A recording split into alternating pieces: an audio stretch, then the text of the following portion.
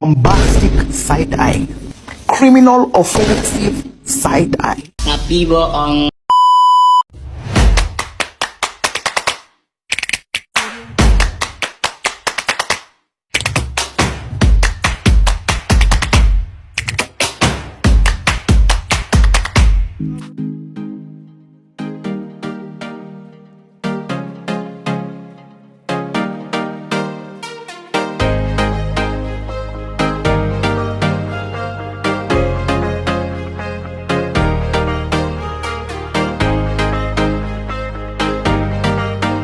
Pengembangan silabus dan RPP adalah proses yang penting dalam pendidikan untuk mencapai tujuan pembelajaran yang efektif dan efisien. Silabus adalah rencana yang mencakup tujuan, materi, dan metode. Sedangkan RPP adalah rencana yang lebih detail atau berfokus pada kegiatan pembelajaran.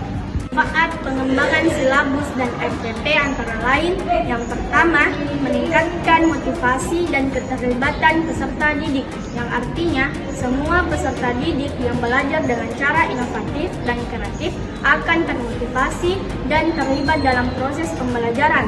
Dan yang kedua, meningkatkan hasil belajar peserta didik, yang artinya silabus dan RPP membantu peserta didik untuk mencapai hasil belajar yang lebih baik. Dan yang ketiga, mengembangkan keterampilan.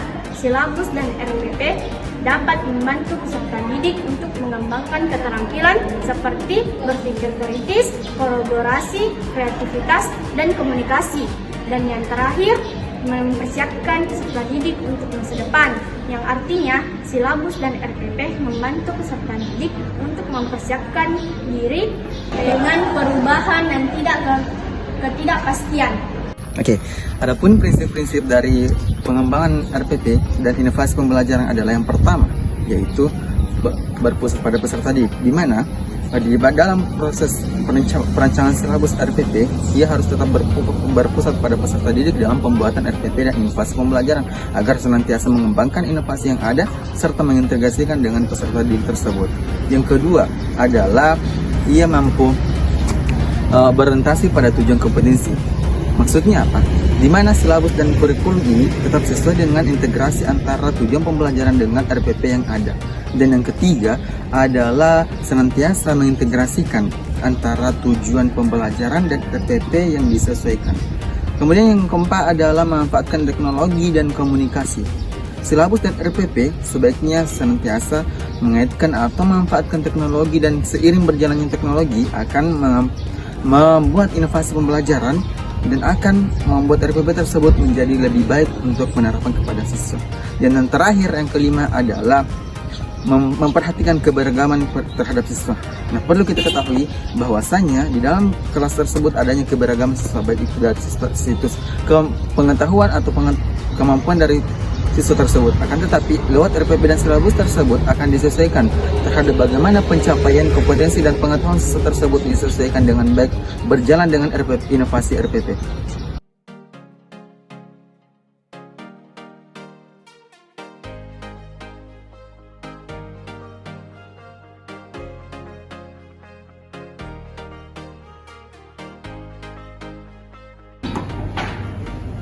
Oke, selanjutnya adalah langkah-langkah pengembangan silabus dan RPP inovasi.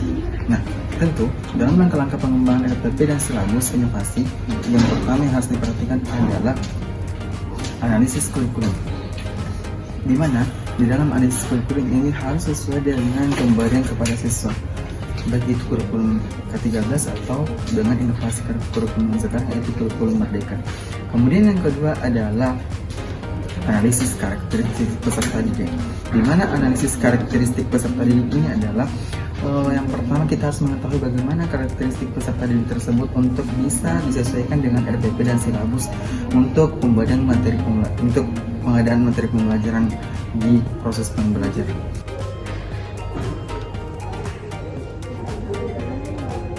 Oke, yang ketiga adalah pemilihan materi pembelajaran. Nah, ini hal yang paling perlu dalam pengembangan atau pembuatan silabus.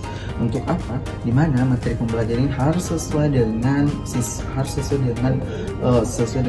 kompetensi dan kemampuan siswa tersebut. Kemudian yang keempat adalah penetapan tujuan pembelajaran.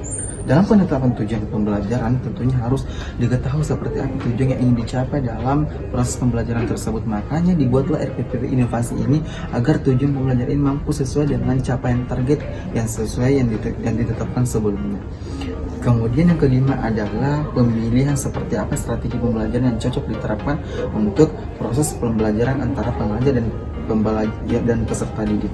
Nah, setelah itu, tetapkan strategi pembelajaran yang paling efektif dan efisien agar siswa mampu mempelajari, dia mampu memberikan feedback kepada gurunya supaya adanya umpan balik di mana hal tersebut bisa terjalin dengan baik di dalam terciptanya suasana kelas yang kondusif, dan RPP inovasi dan pembelajaran silabus akan lebih baik nanti ke depannya. Oke, selanjutnya adalah penetapan penilaian pembelajaran, di mana penetapan penilaian pembelajaran ini harus lebih autentik dan objektif kepada siswa untuk mengukur sejauh mana kompetisi dan pengetahuan dari siswa tersebut.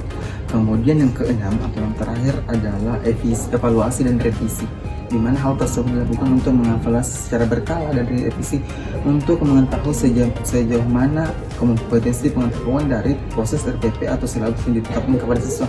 Apabila ada yang perlu diperbaiki, maka diperbaiki secara ulang dari hasil evaluasi tersebut secara efektif untuk mengukur bagaimana efektivitas dari pembelajaran atau RPP yang telah dibuat, dan semakin maju untuk mampu membuat pengembangan silabus dan RPP inovasi.